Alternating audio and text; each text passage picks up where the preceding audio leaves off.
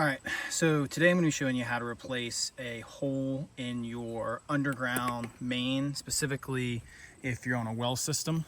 I've kind of already dug out this hole. What we're going to be doing, and I apologize, I don't have my GoPro, I left it at home. So I'm going to try and get this on my iPhone that I can't really strap to me, so it's a little harder to get down in there. But basically we're going to be cutting this main pipe. We're going to get some of this PEX here and use these crimps to kind of crimp everything together. The way that we kind of found this is we weren't getting pressure to the pressure tank. Pump kept short-circuiting off, or not short-circuiting, but kept shorting off. And sorry, I'm a little out of breath. I just dug a kind of big hole. But the pump essentially kept shorting. The pressure switch was reading low pressure, so it would automatically go off. And we were just kind of walking around and just saw a ton of water out here. And it was 103 today, so the ground being wet is clearly a problem. I did pull the entire well out, as well as pull the entire pressure tank system apart, thinking it was something else. But turns out it was this. Quite difficult to find the actual line. Dug quite a few holes to try and get an idea of where it might be. What I ended up doing was actually just watching bubbles come up. Once I started digging here, specifically in this part of the yard, you kind of see where some of the water and stuff was flowing in from. So anyways, I'll see how much of this I can get on camera of the repair, and then if you guys ever run into this issue yourself, hopefully it'll be a little easier to find for you. So first thing we're going to need to do is just cut out this old section of pipe. And the leak, you can actually feel it, is right there, but we're going to take a little bit extra off just because we figure if it's weak there, it's probably a little weak all around there. All right. There we go. We'll do the same thing on this side over here.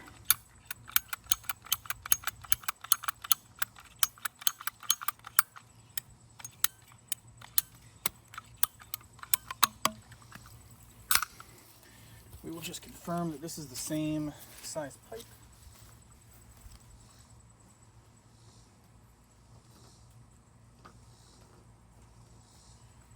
So, again, I don't know how well you're going to be able to see, but these are two different types. I think they're close enough in size that SharkBite's going to be able to, once we crimp it around, is going to be able to get on it.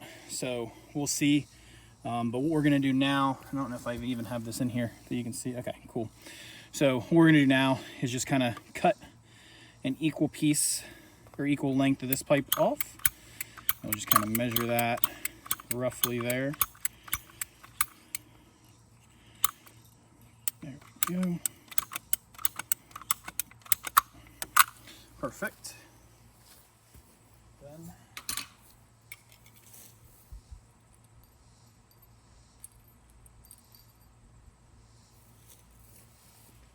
we're just gonna try and flip the camera around here. I've been walking around in mud all day. But the first thing we're gonna do is kind of prep up this piece of pipe here. We've got our SharkBite crimp connector there. Got that on. Make it a lot easier by doing this first. And then we're just gonna crimp this down, and I apologize, I guess that's not really in view there. Again, sorry, I'm used to using my GoPro. Don't have that today. iPhone's a little bit more difficult to film this with. Wasn't expecting to do this today. Go ahead and crimp that in. There we go. You might be asking why I'm using the plastic connectors instead of the bronze ones. To be honest with you, it's because I couldn't find the bronze ones anywhere, and I wanted to get this done before some of the rains and stuff come on Thursday. Go ahead and grab that other piece.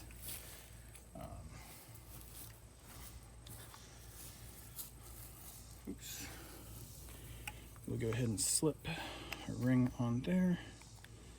Slip this guy in. And then go ahead and crimp. Really hoping this works. The other thing I'm thinking about doing, because I'm kind of wondering how it got a leak that deep down. There's a ton of rock, and I'm wondering if the ground moved a little bit, and it looks like there's scratches up against it. So maybe some of those rocks when they're moving, hit it or something. So what we might do is dump some concrete in there, kind of protect it. But that'll be after the rains come Thursday. So once we have this piece here, now for the fun part, we get to go back into our hole, and hopefully I dug out enough flexibility that we can stick this in both sides and still be able to crimp them down. Really hoping that these guys are going to be able to slip on. Make sure you put these rings on, obviously, before you stick it in. And it actually looks like, damn, they are not going to fit. Wow. All right, well, we'll see if I actually post this video or not. All right, so I was able to actually go get some black pipe, which is the correct type of pipe that we need to be using, as well as some of these nipples. So what we're going to be doing instead of the PEX method is we're going to be taking these clamps and sliding them on here first. Tighten these up a little bit, but not too far. And basically we're just going to be sticking these nipples in and clamping it down instead.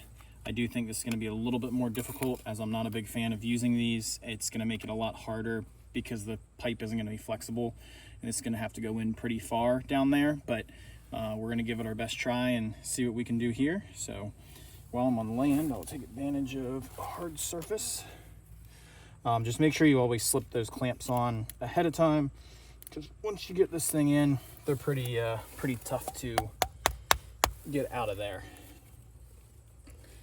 I don't know, going into the ground, this is going to be real tough, but basically I'll get this one started, loosen this clamp up a little more. I didn't realize it was going to be that tight. And then I'll go show you trying to get it in the actual ground. But basically just this in here, clamp around, tighten the clamp around that nipple. All right, so like I said, just make sure you're slipping your clamps over first. And I really think this is going to be hard. Just another little tip is just make sure that the part you're going to end up screwing in is facing up. If you put it in this way facing down, you're going to have a really bad time later on. And it's actually better if you open up that clamp as much as you possibly can and slide it back as far as you can. And here goes nothing.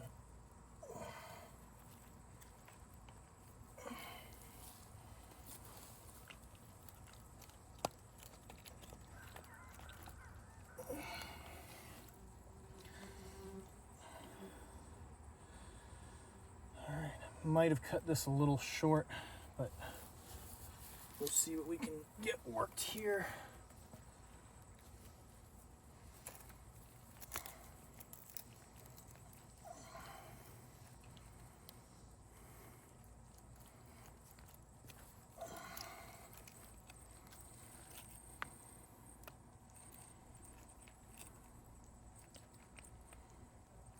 So that side actually went in a little bit too far.